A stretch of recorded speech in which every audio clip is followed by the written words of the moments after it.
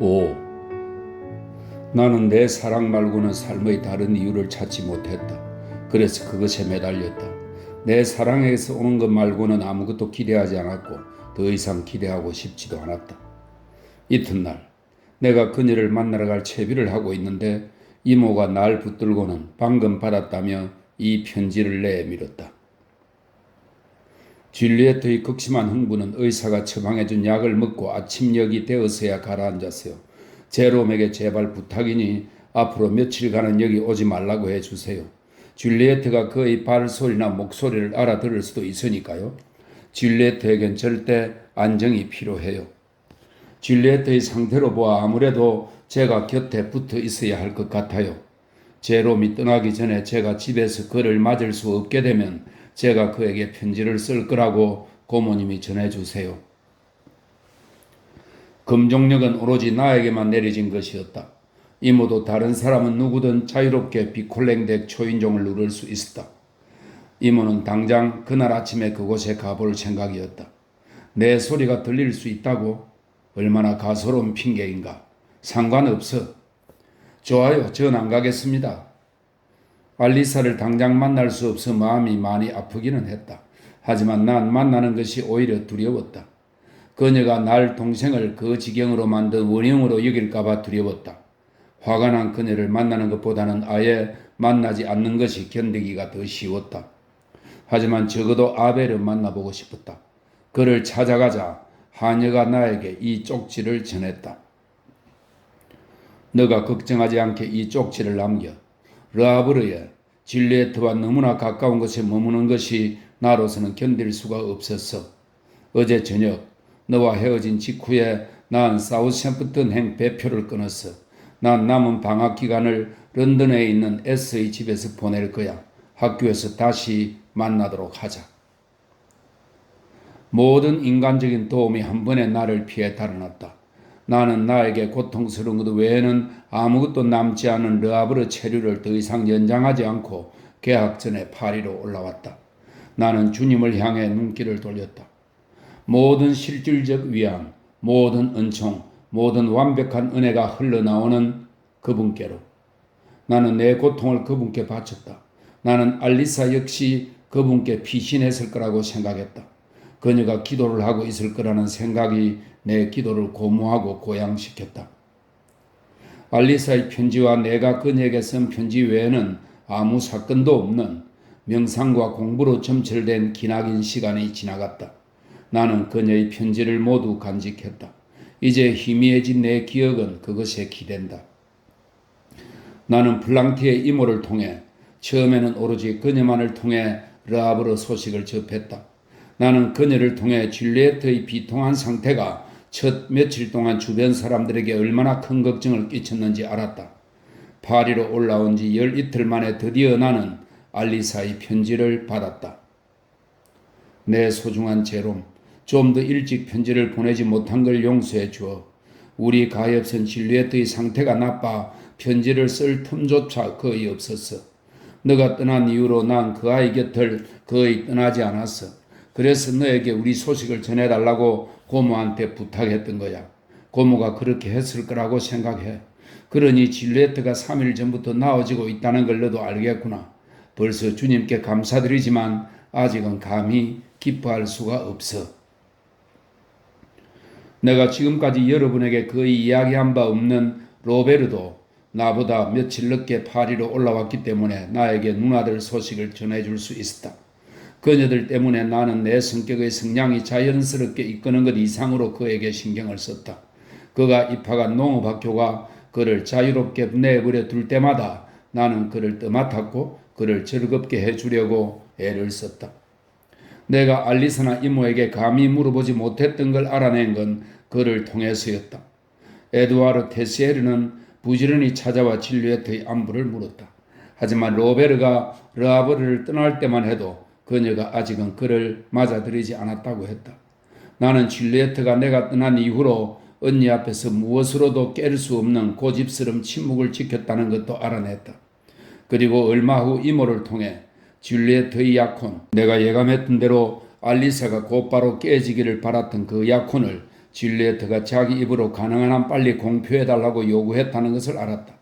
충고로도 명령으로도 애원으로도 꺾을 수 없었던 그 단호한 결심은 그녀의 이마에 주름을 팠고 그녀의 눈을 가렸으며 그녀를 침묵 속에 가두었다. 세월이 흘러갔다. 나는 알리사에게서 아주 실망스러운 편지밖에 받지 못했다.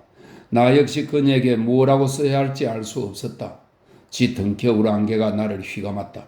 밤을 새워 하는 공부도 내 사랑과 믿음의 온 열정도 내 마음으로부터 어둠과 한기를 몰아내지 못했다. 세월이 흘러갔다.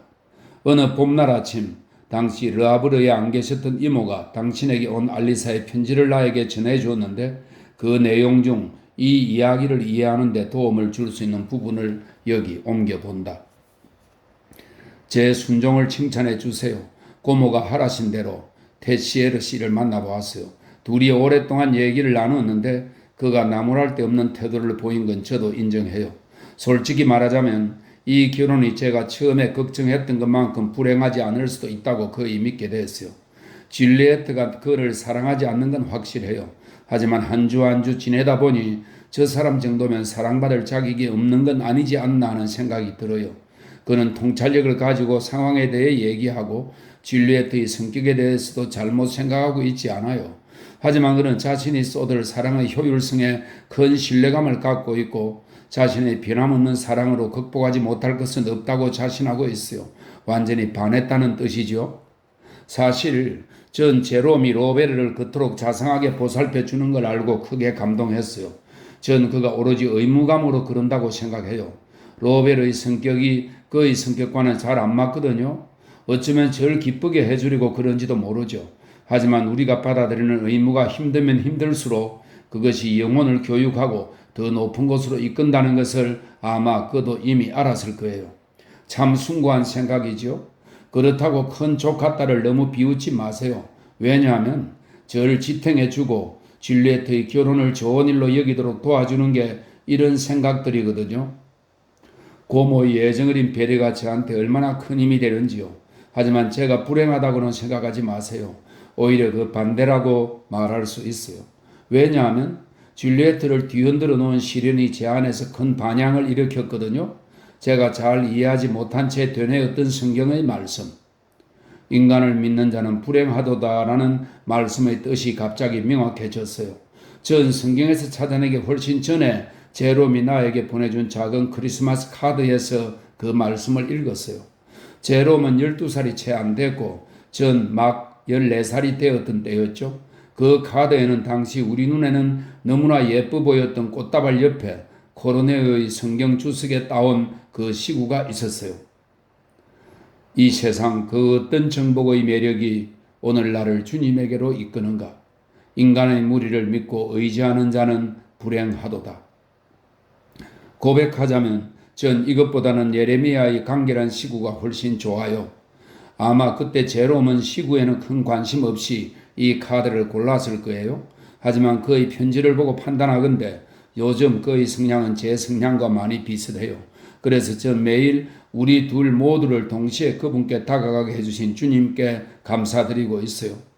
고모와 나눈 대화를 떠올리며 전 제롬의 공부에 방해가 되지 않게 더 이상 그에게 전처럼 긴 편지를 쓰지 않고 있어요. 고모도 아마 제가 이 편지를 제롬 얘기를 더 많이 함으로써 보상을 받아야 한다는 걸 아실 것 같군요. 계속할까 봐서 여기서 얼른 마칠게요. 이번에는 너무 꾸짖지 마세요. 이 편지로 인해 얼마나 많은 생각을 했던가. 나는 이모의 경솔한 개입을, 알리사가 넌지시 암시한 대화, 그녀를 침묵하게 만든 대화는 어떤 것이었을까? 이모의 진솔한 개입을, 이 편지를 나에게 전한 이모의 서툰 배려를 저주했다. 알리사의 침묵을 견디기 힘들어하는 나이것만. 그녀가 내게는 말하지 않는 것을 다른 사람에게는 쓴다는 사실을 모르게 내버려 두는 편이 천번 만번 낫지 않았을까? 이 편지에 있는 모든 것이 날 화나게 했다. 우리 사이의 자질구레한 비밀을 이모에게 너무나 쉽게 털어놓는 것이며 그 자연스러운 말투, 그 차분함, 그 진지함, 그 쾌활함. 아니야, 이 불쌍한 친구야. 이 편지가 너에게 보내지지 않았다는 것만 빼면 이 편지에서 늘 화나게 만들만 한 건 아무것도 없어. 내 일상의 동료인 아벨이 나에게 말했다. 아벨은 내가 말을 할 수 있는 유일한 사람으로 성격 차이에도 불구하고 혹은 오히려 그로 인해서 외로울 때는 나 자신의 나약함, 공감을 얻기 위해 징징대고 싶은 욕구, 자기 불신 때문에 또 곤혹스러울 때는 내가 그의 충고에 부여한 신뢰 때문에 나는 끊임없이 그에게로 달려갔다. 이 편지를 검토해보자. 그가 책상 위에 편지를 펼치며 말했다. 분한 마음에 벌써 사흘 밤을 꼬박 새고 이제 나흘째 그것을 수중에 간직하고 있었다. 그래서 나는 거의 자연스럽게 친구가 나에게 말해준 결론에 도달했다. 줄리엣과 테시에르 쌍은 사랑의 불길에 던져주자. 좋지? 우리도 그 불이 얼마나 뜨거운지 아니까. 아무렴 내 눈에는 테시에르가 그 불길에 타 죽을지 모르고 날아드는 나방처럼 보여. 그 얘긴 접어두고 나머지로 넘어가자. 내가 그의 농담에 발끈해서 말했다. 나머지는 모두 널 위한 거야. 그러니 어디 계속 징징대 보시지. 너의 생각으로 채워지지 않은 건 단 한 줄, 단 한마디도 없어. 편지 전체가 너에게 보내진 거다 이 말이야. 벨리스 아줌마가 이걸 다시 너에게 보냄으로써 편지를 진짜 수취인에게 되돌려준 것뿐이야. 알리사는 너에게 보낼 수는 없으니까 대역에게 보내듯 그 선량한 아줌마에게 편지를 보낸 거고. 코르네이오의 시구 말이 나왔으니 말인데 그 시구 라실이 쓴 거야. 아무튼 그 시구가 너희 이모한테 무슨 소용이 있겠니?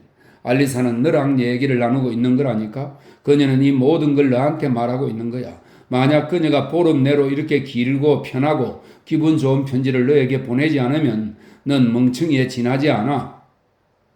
알리사가 그리를 하질 않잖아. 그렇게 하게 만드는 건 오로지 너한테 달려있어. 내 충고를 원해? 지금부터 한동안 단 한마디도 하지 마. 너희 둘의 사랑에 대해서도 결혼에 대해서도. 동생 사건 이후로 그녀가 꺼려하는 게 바로 그거라는 걸 모르겠어. 남동생 쪽으로 작업을 해봐. 끊임없이 로베르 얘기를 하란 말이야. 안 그래도 너가 그 바보 같은 녀석을 끈기 있게 돌보고 있으니까 계속 그녀의 머리를 즐겁게 해줘. 그러면 나머지는 저절로 따라올 테니까. 차라리 편지를 쓰는 게 나라면 넌 그녀를 사랑할 자격이 없을 거야. 그럼에도 나는 아벨의 충고를 따랐다. 아닌 게 아니라 곧 알리사의 편지가 다시 활기를 띠기 시작했다. 하지만 줄리엣의 행복까지는 아니더라도 적어도 그녀의 상황이 확실해지기 전에는 난 그녀로부터 진정한 기쁨도 망설임 없는 내 맡김도 기대할 수 없었다. 그 사이 알리사가 전한 소식에 따르면 줄리엣가 점점 나아지고 있는 것 같았다. 그녀의 결혼식은 7월에 거행될 예정이었다. 알리사는 그때쯤에는 아벨과 내가 학업에 여념이 없을 거라고 생각한다고 나에게 썼다. 우리가 결혼식의 모습을 드러내지 않는 게 바람직하다고 그녀가 판단했다는 걸 나는 이해했다. 그래서 우리는 시험이 있다는 핑계를 대고 축하의 말을 보내는 것으로 만족했다. 결혼식이 있고 약 보름 후 알리사는 나에게 이렇게 썼다. 내 소중한 제롬, 어제 너가 선물했던 라신의 예쁜 책을 이리저리 뒤적이다가 내가 10년 가까이 성경책에 끼워 간직하는 너의 작고 오래된 크리스마스 카드에 적힌 넉 줄 시구를 발견했어. 내가 얼마나 놀랐을지 알겠지? 이 세상 그 어떤 정복의 매력이 오늘 나를 주님께로 이끄는가? 인간의 무리를 믿고 의지하는 자는 불행하도다. 난 이게 코르네이오의 주석에서 발췌한 거라고 믿고 있었어. 고백하는데 난 이게 그렇게 훌륭하다고 생각하지 않았어.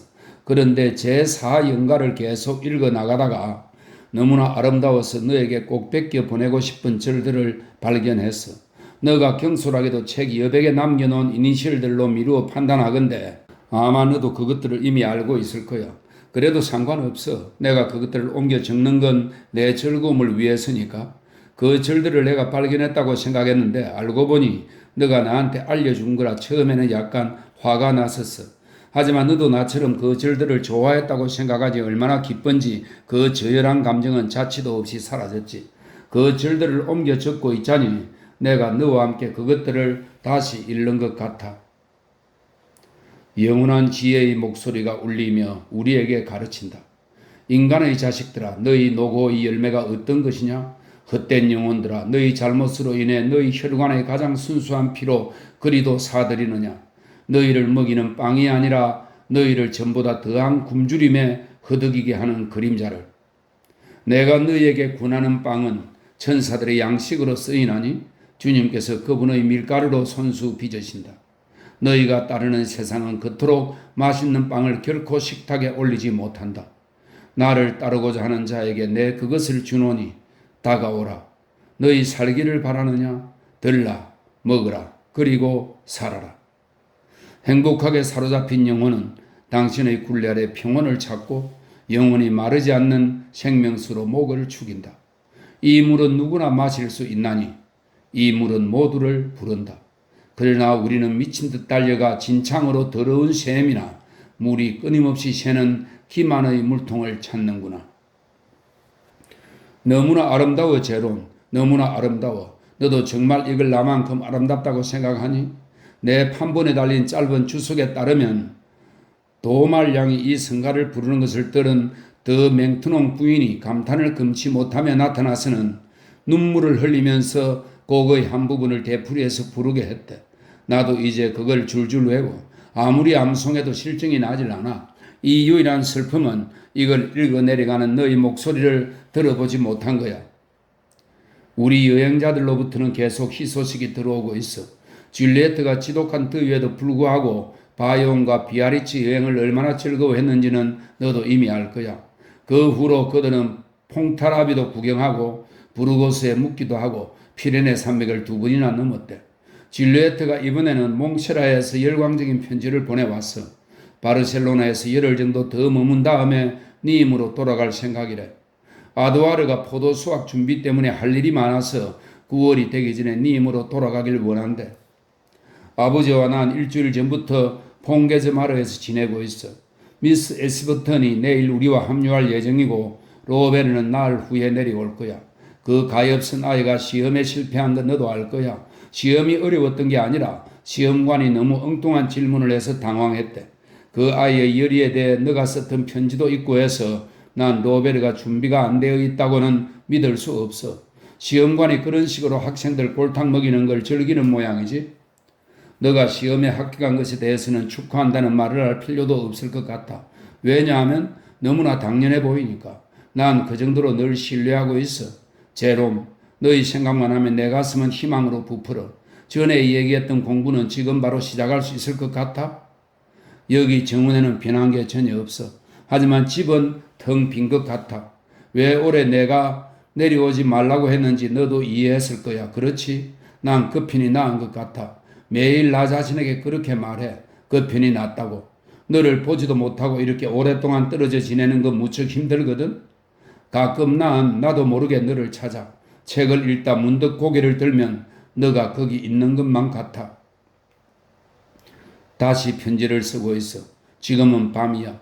온 세상이 잠들었어. 난 열어놓은 창문 앞에서 여태 너에게 편지를 쓰고 있고 정원이 온통 향기로 가득하고 공기가 따뜻해. 기억나니? 우리가 어렸을 때 무언가 아주 아름다운 것을 보거나 들으면 내 주님 저렇게 아름다운 것을 창조해 주셔서 감사합니다 라고 속으로 생각했던 것. 오늘 밤 난 내 영혼을 다해 생각했어. 내 주님 이토록 아름다운 밤을 창조해 주셔서 감사합니다. 그리고 갑자기 난 너가 여기 있기를 소원했고 여기 내 가까이에서 널 느꼈어. 그 소원이 너무나 간절해서 아마 너도 느꼈을 거야. 그래, 너도 편지에서 곧잘 그렇게 적곤 했지. 훌륭하게 태어난 영혼들 속에선 감탄과 감사가 뒤섞인다고. 너에게 쓰고 싶은 게 아직도 얼마나 많은지 몰라. 난 줄리에트가 들려준 그 눈부신 고장을 꿈꿔 더 넓고 더 찬란하고 더 황량한 다른 고장들을 꿈꿔. 내 안에는 언젠가 우리가 함께. 어떻게? 그건 나도 몰라. 크고 신비로운 나라를 보게 될 거라는 이상한 확인이 있어. 어떤 나라? 그것도 모르겠어. 아마 여러분은 내가 이 편지를 읽으면서 얼마나 기뻐 날뛰고 얼마나 많은 사랑의 눈물을 흘렸는지 쉽게 상상할 수 있을 것이다. 다른 편지들도 잇따랐다. 물론 알리사는 내가 퐁게즈마르에 내려가지 않은 것을 고마워했고 그 애는 그녀를 만나려고 하지 말라고 간청했었다. 하지만 이제 그녀는 내가 곁에 없음을 아쉬워했고 나를 원했다. 페이지마다 나를 부르는 똑같은 외침이 울려 퍼졌다. 그것에 저항할 힘을 내가 어디서 찾았을까? 아마도 아벨의 충고에서, 갑자기 내 기쁨을 망치지 않을까 하는 두려움에서, 그리고 내 마음의 이끌림에 반하는 자연스러운 경직에서. 나는 잇따라 날아든 편지들 중에서 여러분이 이 이야기를 이해하는 데 될 만한 것들을 여기 옮겨 적는다. 내 소중한 제롬, 너희 편지를 읽고 있자니 기쁨으로 녹아내리는 것 같아. 너가 오르비에토에서 보낸 편지에 답장을 쓰려고 하는데 파루자와 아시시에서 보낸 너희 편지가 한꺼번에 도착했어. 내 생각은 여행을 하고 있어.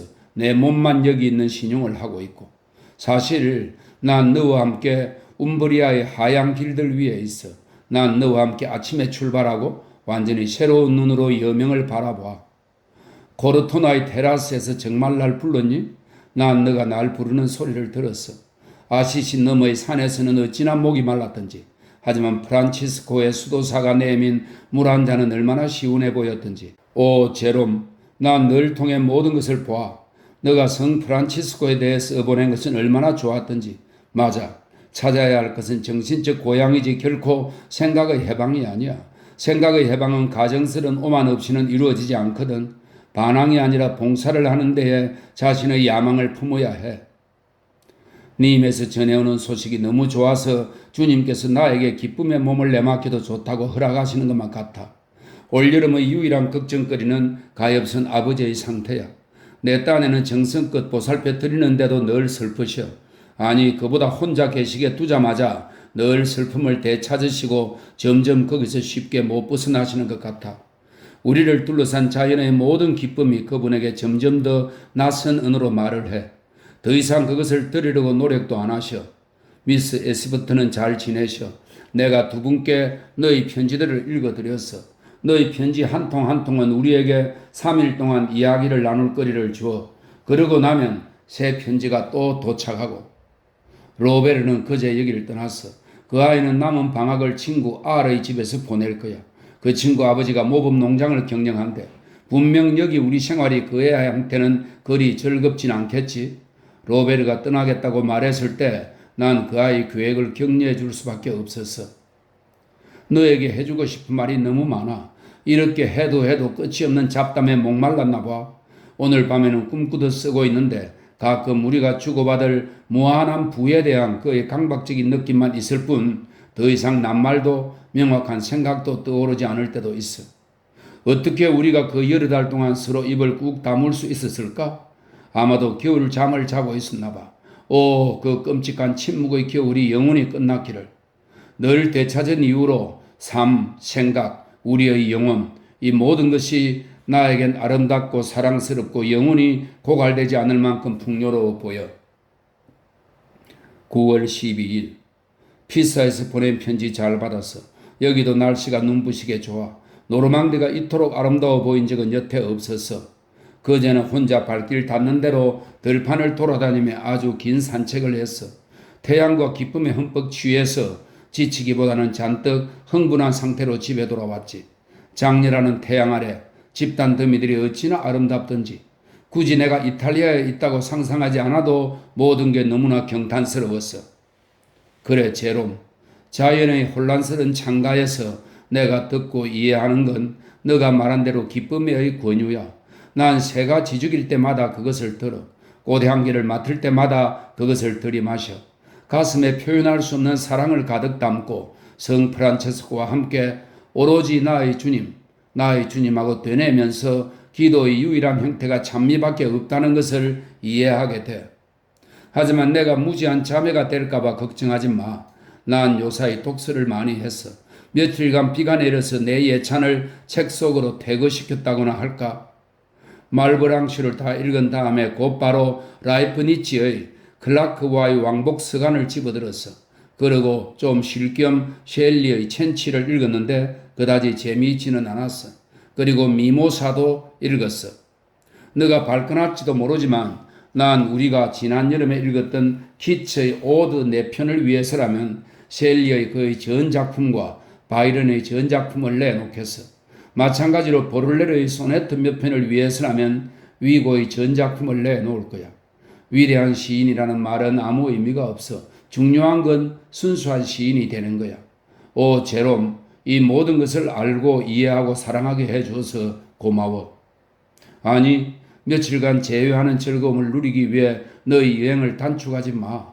진지하게 말하는데 아직은 우리가 만나지 않는 편이 나아. 날 믿어. 너가 내 곁에 있으면 난 더 이상 너희 생각을 할 수 없을 거야. 널 슬프게 하고 싶진 않지만 난 이제 너가 내 곁에 있는 걸 더 이상 바라지 않게 됐어. 이걸 너에게 털어놓아야 할까? 너가 오늘 저녁에 온다는 걸 알게 된다면 난 달아나 버릴 거야. 오, 나한테 이 감정을 설명해 보라고 하지 마. 제발, 난 내가 끊임없이 널 생각한다는 것, 너의 행복을 위해선 이것으로 충분할 거야. 내가 이대로 행복하다는 것만 알아. 이 마지막 편지를 받고 얼마 지나지 않아 이탈리아 여행에서 돌아오자마자 나는 군에 징집되어 낭시로 보내졌다. 낭시에는 아는 사람이 아무도 없었지만 나는 오히려 혼자 있게 된 것이 기뻤다. 왜냐하면 혼자 있음으로써 그녀의 편지가 나의 유일한 피난처이고 그녀의 추억이 롱사르가 말했던 것처럼 나의 유일한 엔레케이아라는 사실이, 엔레케이아는 생명력, 생명현상의 본질을 말합니다. 나의 유일한 엔레케이아라는 사실이 연인으로서의 내 자존심과 알리사에게 더욱 명료하게 보였을 테니까. 사실 나는 군이 우리에게 강요한 꽤 혹독한 교육을 아주 즐겁게 견뎌냈다. 나는 모든 것을 꿋꿋이 참아냈고 알리사에게 쓴 편지에서도 그녀가 곁에 없다는 것 말고는 전혀 불평을 늘어놓지 않았다. 심지어 우리는 이 긴 이별에서 우리의 용기에 어울리는 시련을 찾아내기까지 했다. 결코 징징거리지 않는 너, 나약해진 모습을 상상할 수 없는 너. 알리사는 나에게 이렇게 썼다. 그녀의 말을 증명하기 위해서라면 내가 무엇이든 못 견뎌냈을까? 우리가 마지막으로 본 이후로 거의 한 해가 흘러갔다. 그녀는 그건 생각도 안 하는 것 같았고 이제야 겨우 기다리는 기색을 보이기 시작했다. 내가 그녀에게 그렇다고 서운해하자 그녀는 이런 답장을 보내왔다. 이탈리아에서도 난 너와 함께 있었잖아. 배은망덕한 사람. 난 단 하루도 너의 곁을 떠난 적이 없어. 그러니 내가 이제 한동안 널 따르지 못한다 해도 이해해 줘. 내가 이별이라고 부르는 건 이것, 오직 이것뿐이야. 사실 나도 군복을 입은 너를 상상해 보려고 애쓰고 있어. 그런데 상상이 안 돼. 저녁마다 강베타가의 작은 방에서 글을 쓰거나 책을 읽는 너의 모습을 떠올리는 게 고작이야. 심지어 그것도 아니야. 사실 난 1년 후 퐁케즈마르나 르하브르에 와 있는 널 떠올릴 뿐이야. 1년이라. 난 벌써 지나간 날들을 세지 않아. 내 희망은 천천히 다가오는 미래의 한 점에 고정되어 있어. 정원 안쪽 깊숙한 곳에 있던 낮은 담장, 기억나지? 그 발치에 국화가 심어져 있고 우리가 그 위를 위험하게 걸어 다녔잖아. 질레트와 넌 천국으로 곧장 가는 무슬림들처럼 대담하게 그 위를 걸었지. 난 첫 발을 내딛자마자 어지러워서 꼼짝도 못했고 그러면 너가 담장 아래에서 소리쳤지.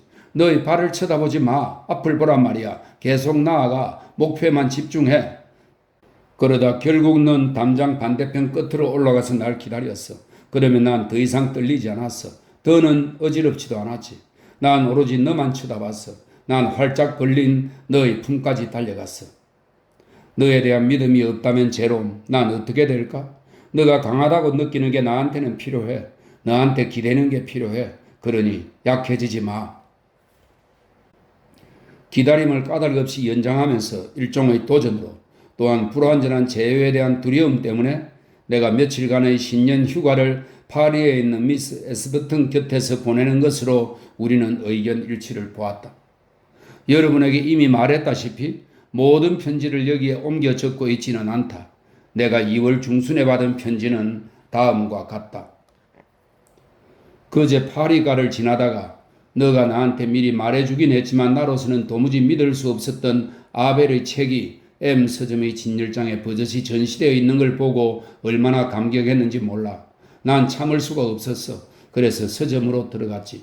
하지만 책 제목이 너무나 우스꽝스러워 보여서 점원에게 그걸 말해야 할까 망설여지는 거야. 심지어 아무 책이나 사들고 서점에서 나갈까도 잠시 생각해 보았어. 다행스럽게도 계산대 옆에 그 지나친 친근함 몇 권이 쌓인 채 손님을 기다리고 있어서 제목을 말할 필요 없이 얼른 한 권 집어들고는 일백수를 던져주고 나와버렸어. 난 아벨이 나한테 그 책을 보내지 않은 걸 고맙게 생각해. 수치심을 느끼지 않고는 책장을 넘길 수 없었으니까. 외설스러움보다는 어리석음이 더 많이 눈에 띈 책 자체 때문이 아니라 너희 친구 아벨 보티에가 그런 책을 썼다는 게 더 창피했어. 르탕지의 비평가가 그 책에서 발견했다는 위대한 재능을 한 장 한 장 넘겨가며 찾아봤지만 허사였지. 아벨이 화제거리가 되고 나는 작은 마을 우리 르아브르에선 다들 그 책이 큰 성공을 거두고 있다는 이야기를 해. 그 사람의 치유할 수 없는 경박함을 경쾌함이나 우아함이라고 부르기도 하는데 당연히 난 입을 다물고 말아. 내가 읽은 책에 대해서는 너한테만 얘기하는 거야. 처음에는 당연히 슬퍼하는 것 같던 가엾은 보티의 목사님도 결국에는 오히려 자랑스러워해야 하는 일이 아닌가 하고 반신반의하셔. 주변 사람들이 그렇게 믿게 만들기도 하고. 어제는 플랑티의 고모댁에서 버이 부인이 목사님에게 불쑥 이렇게 말했어. 아드님이 멋진 성공을 거둬서 목사님은 정말 좋으시겠어요? 목사님은 약간 당황하면서 뭘요? 아직 그 정도는 아닌걸요? 라고 대답했고, 그러자 고모가 전혀 악의 없이 너무나 고무적인 말투로 그렇게 되실 거예요. 꼭 그렇게 되실 거예요. 라고 말하는 바람에 모두가 웃기 시작했어. 목사님마저도. 이 지경이니 아벨이 그랑 불바르의 한 극장에 올릴 준비를 하고 있다며 신문에서 벌써 떠들어대는 신 아벨라르가 공연을 시작하면 과연 어떤 꼴이 벌어질지. 가엾은 아벨, 그가 원하는 게 정말 그런 성공일까? 그는 그것으로 족한 걸까? 어제는 내면의 위안에서 이런 구절을 읽었어. 진실되고 영원한 영광을 진정으로 원하는 자는 일시적인 영광은 염두에 두지 않는다. 그것을 마음속에 멸시하는 자, 천상의 영광을 사랑하지 않는 것을 스스로 드러낸다. 그래서 나는 생각했어. 그에 비하면 다른 것은 아무것도 아닌 천상의 영광을 위해 죄로움을 택하신 주님께 감사드립니다. 단조로운 일과 속에서 한 주 한 주, 한 달 한 달이 흘러갔다. 하지만 추억이나 희망 외에는 그 무엇에도 생각을 둘 수 없었던 나는 세월이 느리고 시간이 길다는 것을 거의 알아차리지 못했다. 외삼촌과 알리사는 6월에 님 근교로 출산을 기다리는 줄리에트를 보러 가기로 되어 있었다. 그런데 좋지 않은 소식이 전해져 그들은 출발을 서둘러야 했다. 너가 르아브르로 보낸 마지막 편지가 우리가 막 출발하고 나서 도착했어.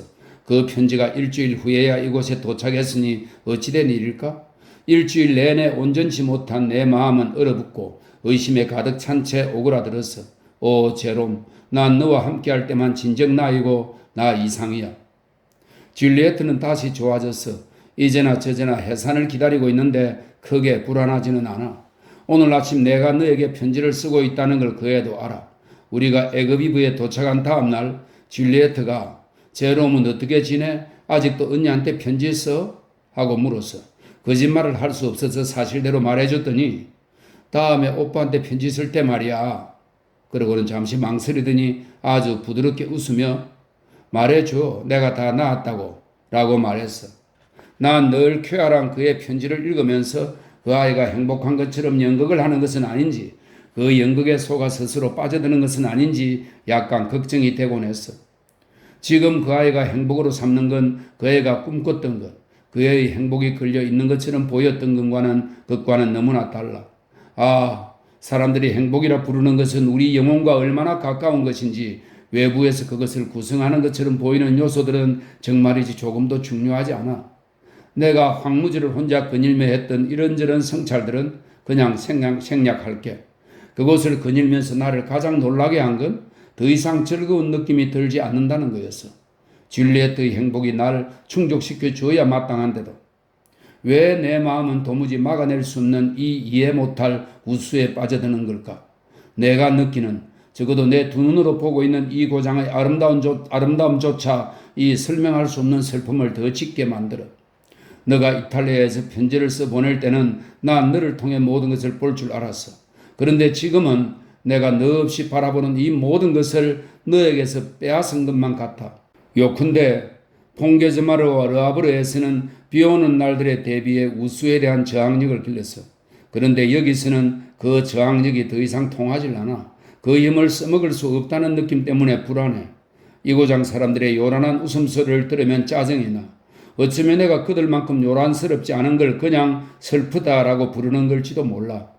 어쩌면 이전에는 내 기쁨에 어떤 오만이 깃들어 있었는지도 모르겠어. 왜냐하면 지금 이 낯선 쾌활함 속에서 내가 느끼는 건 일종의 굴욕감과 같은 감정이거든. 여기 온 이후로는 기도도 거의 할 수가 없었어. 난 주님께서 더 이상 같은 자리에 계시지 않는 것 같은 유치한 감정을 느껴. 안녕. 오늘은 여기서 이만 줄일게. 이 신성 모독이 내 슬픔이 그 슬픔을 털어놓은 것이, 그리고 우편 배달부가 오늘 밤에 가져가지 않는다면 내가 내일 당장 찢어버리고 말 이 편지를 쓰고 있는 것이 부끄러워. 다음 편지에는 알리사가 데모로서 맞이했을 조카의 탄생, 그리고 줄리에트와 외삼촌의 기쁨에 대한 얘기뿐이었다. 그녀 자신의 감정에 대한 언급은 더 이상 없었다. 그 후로는 다시 퐁게즈마르에서 보낸 편지들이 이어졌는데 7월에는 줄리에트도 그곳에 와 있었다.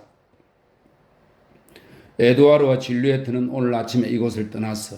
내 어린 대녀가 떠난 게 무엇보다 아쉬워.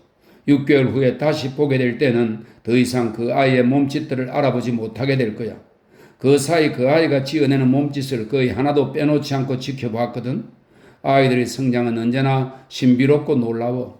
우리가 아이들을 볼 때마다 놀라지 않는 건 주의력 결핍 때문이야. 희망으로 가득한 그 작은 요람을 들여다보며 얼마나 많은 시간을 보냈는지. 어떤 이기주의, 어떤 자기 도취로 인해 더 나은 것에 대한 욕구가 어떻게 줄어들기에 발달은 그렇게 빨리 멈추고 모든 피조물은 주님으로부터 그토록 먼 곳에서 서버리는 것일까? 아, 만약 우리가 그분에게 더 가까이 다가갈 수 있다면, 또 그러기를 원한다면 얼마나 놀라운 경쟁이 벌어질까? 줄리에트는 아주 행복해 보여. 그 애가 피아노와 독서를 포기하는 걸 보고 처음에 난 많이 슬펐어. 에두아르 테시에르는 음악도 좋아하지 않고 독서에도 그다지 취미가 없어. 어쩌면 남편이 따라올 수 없을 곳에서 기쁨을 찾지 않는 줄리에트는 슬기롭게 처신하고 있는 것일지도 몰라. 그 애는 자신의 사업에 대해 시시콜콜 얘기해주는 남편의 일에 흥미를 느끼고 있어. 올해 사업 규모가 많이 커졌거든. 그는 그게 결혼 때문이라고. 그 덕분에 르하브르의 고객을 대거 확보할 수 있게 되었다고 즐겨 말하곤 해. 그의 지난번 사업 여행 때는 로베르도 따라갔어. 에두아르는 그 애에게 각별한 관심을 기울이는데 그 애의 성격을 이해한다고 주장하고 그 아이가 진지하게 그런 종류의 일에 취미를 붙일 거라는 희망을 버리지 않고 있어. 아빠는 훨씬 좋아지셨어. 딸이 행복해하는 걸 보시더니 다시 젊어지신 것 같아. 농장에도 정원에도 다시 관심을 가지셔. 가끔 미스 에스버튼과 함께 시작했다가 테시에르 부부가 오는 바람에 중단되었던 낭독을 다시 하자고 청하시기도 하셔. 휘푸는 남자의 여행기를 내가 그런 식으로 그분들에게 읽어드렸어. 나도 아주 재미있었고, 이제는 나도 책 읽는 시간을 더 많이 가질 거야. 하지만 난 너가 좋은 책들을 골라주었으면 좋겠어. 오늘 아침에도 이 책 저 책 들춰봤는데 읽을만 하다고 느껴지는 책이 단 한 권도 없었거든. 알리사의 편지들이 이때부터 점점 혼란스럽고 절박하게 변해갔다. 그의 여름이 끝나갈 무렵 그녀는 나에게 이렇게 썼다. 너에게 걱정을 끼칠까봐 내가 널 얼마나 기다리는지 차마 말 못하겠어. 너를 다시 만날 때까지 보내야 하는 하루하루가 나를 짓누르고 숨막히게 해.